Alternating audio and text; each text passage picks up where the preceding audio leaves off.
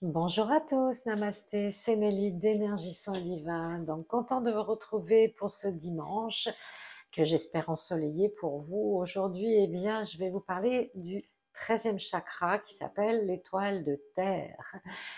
C'est un chakra dit secondaire. Bon, voilà, c'est un terme, hein, il n'est pas plus secondaire, moins important que les 7 principaux, mais il est moins connu. Il est à peu près à 90 centimètres sous nos pieds, sous terre justement. Donc il est relié à d'où l'on vient, à nos racines. Donc ça peut être notre arbre transgénérationnel, généalogique, paternel et maternel, mais aussi il est en soin fortement relié à quoi? À notre chakra racine, celui qui nous connecte justement à notre incarnation d'humain divin.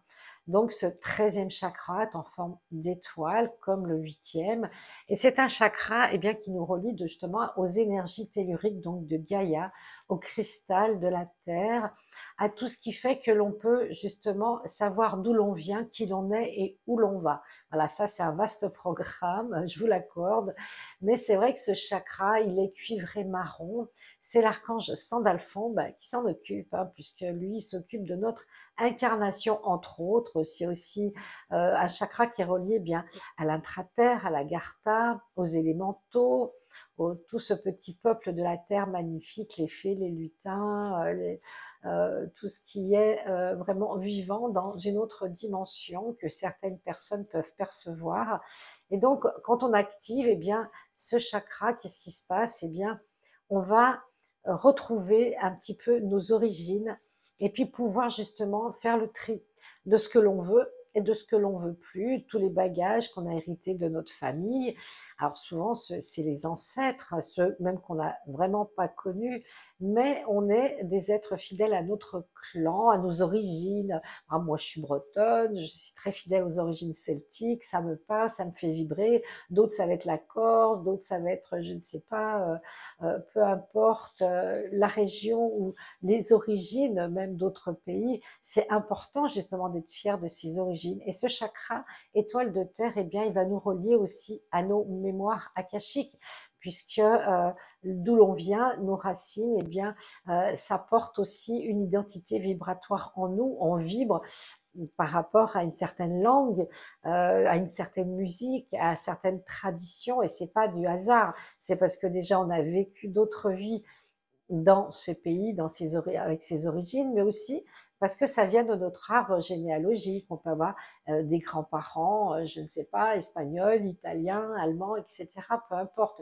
Et quelque part, on a besoin de relier tout ça et de pouvoir savoir qui l'on est, parce qu'on est la part réunie de toutes ces identités vibratoires de nos ancêtres. Mais le mais, c'est que, il ne faut pas s'identifier complètement, parce que on est des êtres à part, on est des êtres uniques, et ce qui ne nous convient pas, il faut le laisser. Donc ça s'appelle couper les liens du transgénérationnel et puis reprendre son pouvoir divin, de pouvoir justement vivre, mener la vie que l'on souhaite avec nos affinités, avec nos préférences, avec nos choix, et ça c'est ok.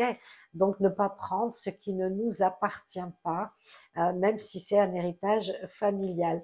Donc, c'est aussi ce patrimoine génétique que l'on a avec ce chakra étoile de terre qui est vraiment très puissant, puisque c'est un socle, c'est une base et qui va nous nourrir comme une mère va nourrir son enfant. On est relié justement à une énergie féminine, à une énergie nourricière, et en même temps, le chakra racine, c'est un chakra d'énergie masculine. Donc vous voyez, on a les deux, toujours les deux polarités qui viennent nous nourrir et nous apporter le yin et le yang, le masculin yang et le féminin yin.